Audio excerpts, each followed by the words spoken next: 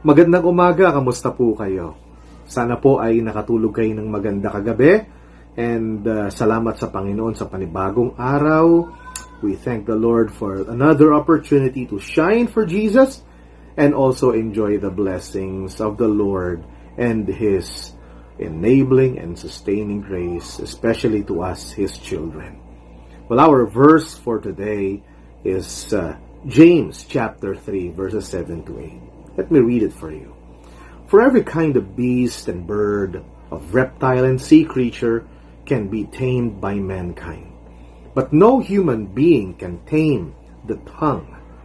It is a restless evil, full of deadly poison. That's from James chapter 3, verses 7 to 8. Words are very powerful. The tongue could also be seen as the untamable beast. Okay? It's small but terrible. It is tiny, but it is one of the smallest parts of our body, but it could just be very, very, very destructive. Growing up, ako po ay namangha sa trainer po ng mga hayop, especially dun sa circus.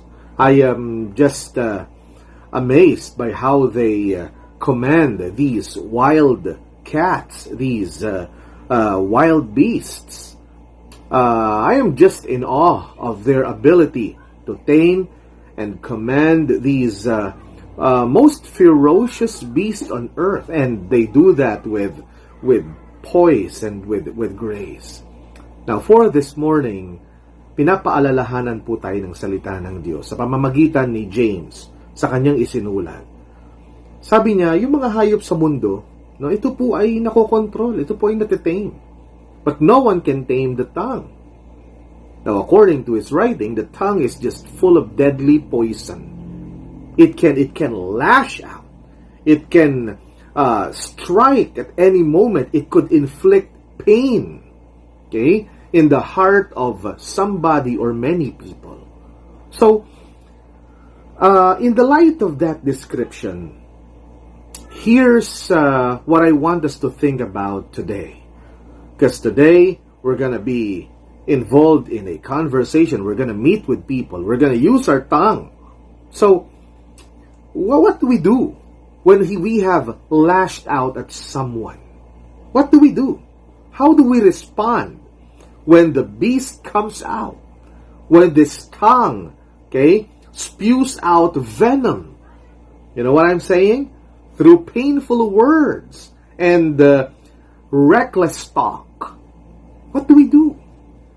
Dear brothers and sisters, consider these thoughts, especially when your words lately have run wild.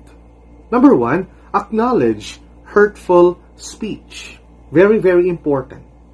As painful, harsh, and reckless as words can be, the greater pain is often caused when we refuse to acknowledge what we did. It can be so healing to simply say, na-realize ko na medyo lumagpas ako sa dapat kong sabihin. I was out of line. I know that what I said was hurtful. Well, but my point is, there is a need for us to just be humble and acknowledge the pain we've caused someone. Okay? The acknowledgement of that shows that we are aware. We are thinking while we are speaking. And we know that what we have said, okay, we know that what we have said are words that aren't right. And we are willing to move toward healing. Maybe even toward reconciliation. So napakaganda, it takes humility to do that. And as Christians, there should be humility in your heart and in my heart. Number two, one word, apologize. I know this seems basic, but saying I'm sorry Napaka-importante po nito. And when we say, I'm sorry, I really have to mean it. It is often very hard to say. No? Yung iba, aalis na lang.